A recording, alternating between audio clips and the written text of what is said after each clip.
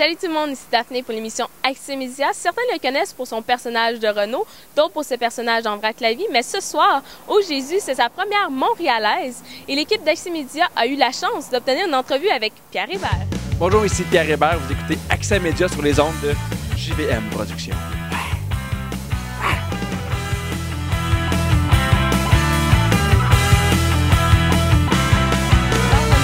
Pierre Hébert à la première, en fait, oui, au Jésus, de son one-man show. Oui. Pardon.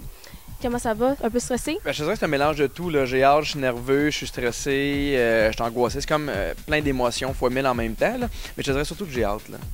Je travaille le show depuis 1 an et demi, fait que j'ai hâte de le faire une fois pour toutes, de le faire à première. C'est comme une étape. Puis après ça, je sens que je vais juste m'amuser le restant de la tournée, fait que j'ai hâte de le faire une fois pour toutes. Justement, tu as pu roder ton show oui, une couple de fois. C'est quoi les impressions en fait que tu as eues du public? Mais tu sais, tout le monde sort en voulant dire c'est vraiment le meilleur show d'humour qu'ils ont vu. Tu sais, ça, je veux dire, ça m'encourage beaucoup, moi, de... Tu sais, du monde qui dit t'as changé ma vie. Mais il y a une fille, pour vrai, anecdote vraie, qui a accouché à cause de mon show. Ouais, sa mère est venue me voir après, elle a trop ri, ça a parti ses contractions. Elle est partie le soir même à accoucher. Fait que je suis assez content de savoir que j'ai fait accoucher une femme avec mes rires. C'est cool dans un CV, je suis content. Est-ce que son enfant va s'appeler Pierre? Je pense pas, j'espère que non. C'est pas beau Pierre. Tu peux pas appeler ton fils Pierre, là. Oh. Sinon, ton show parlera de toi, pas parler oui, de quoi en général? Oui, bien en fait, c'est un ode au tata. C'est un hommage au fait d'être tata parce que le show parle en gros de toutes les épreuves qu'il y a eu jusqu'à 30 ans. J'ai pas eu beaucoup d'épreuves, mais chaque épreuve que j'ai eue, je me suis rendu compte qu'à chaque fois, quand j'étais tata dans les épreuves, ça m'aidait beaucoup. Là, tu ris ou faut pas rire, tu vois. Là, c'était le bout sérieux où moi, je me livre. Puis là, toi, tu me tords le cœur comme ça. Je suis désolée, tu peux continuer, je t'écoute. Oui, mais c'est ça pour vrai. Mais à chaque fois que j'avais un problème, le fait d'être tata, je trouve que ça rend les problèmes tellement moins difficiles, moins gros qu'en ont de l'air, puis ça m'a aidé. Renaud va faire partie de ton show ce soir. Quelle sera sa place? Bien, Renaud, il y a un nouvel emploi pour le gouvernement. Je peux pas dire qu'est-ce qu'il fait, mais il y a un nouvel emploi pour le gouvernement qui l'oblige à interpeller le public. C'est bien cool. J'aime beaucoup ça. Ça nous a pris du temps de trouver la place de Renaud parce que d'habitude, il est tout le temps en duo avec quelqu'un d'autre. Puis là, de le faire tout seul, ça a été un équilibre à trouver qu'est-ce qu'il va faire puis où le mettre dans le show. Mais une fois qu'on a trouvé ce qu'on voulait faire, écoute, ça marche tellement fort, Renaud. C'est fou tout ce qu'il dit puis que le monde rit. Là. Des fois, je comprends pas que le monde rit, mais c'est comme un plaisir. C'est comme jouissif un peu de pouvoir dire des gros mots de même dans du monde qui ont payé de l'argent pour nous voir.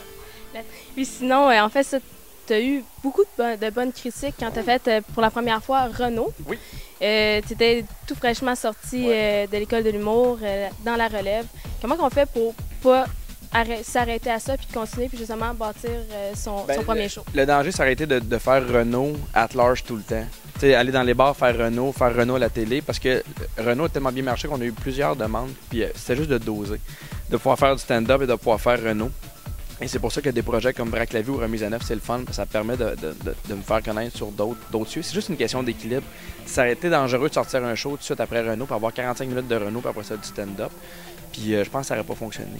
C'est vraiment juste une question de bien doser le personnage. Sinon, tu es étudiant en psychologie. Je suis vraiment super intelligent.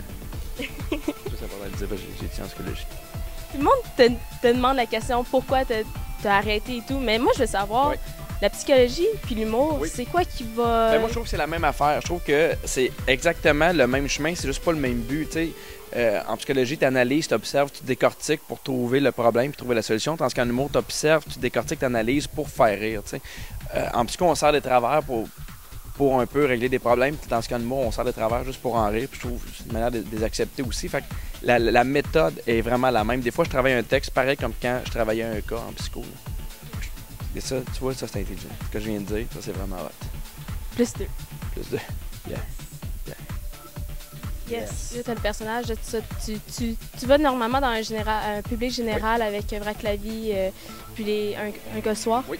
Comment tu sens de faire juste de l'humour général puis pas de t'attarder à un public cible en particulier? Bien, parce que moi, j'ai jamais voulu faire de l'humour à l'inverse. C'est pas l'humour de jukebox. Je me suis jamais assis en écrivant puis en me disant, ben là, il faut que je plaise aux personnes de 7 à 77 ans. Moi, j'écris un type d'humour que je veux le plus personnel puis je me dis, ben ça va aller rejoindre le public que ça va rejoindre.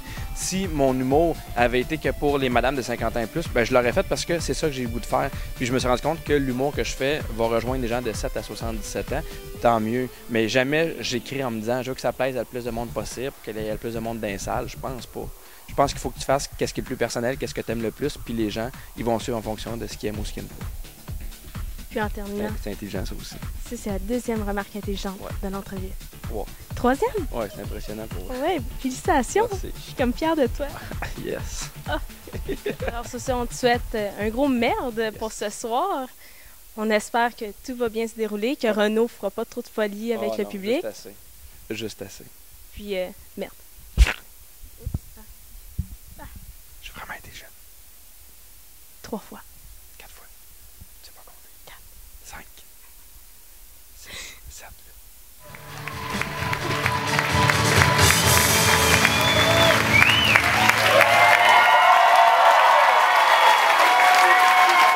Et la bonne nouvelle, c'est qu'il n'y a pas d'âge dans la vie pour être tata. Moi, la personne que je connais qui est la plus tata, c'est ma grand-mère, Elisabeth, qui a 80 ans.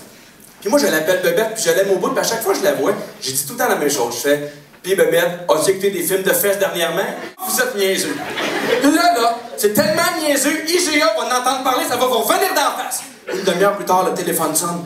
T'as ma mère qui arrive avec le sourire face aux oreilles, puis elle fait, Pierre, c'est le directeur général d'IGA Sherbrooke qui veut parler à M. Pierre Hébert en personne. Et fois, elle a fait non! Non! Toutes mes photos de voyage sont là-dedans. On fait oui! Elle se fait comment pour les changer? C'est pas compliqué, hein? Tu vas dans les réglages, puis tu peux décider, les photos peuvent changer aux secondes, aux 5 secondes, aux minutes, c'est toi qui décides. Je viens pour lui expliquer, mon frère, il fait non, Pierre, je vais lui expliquer. Maman,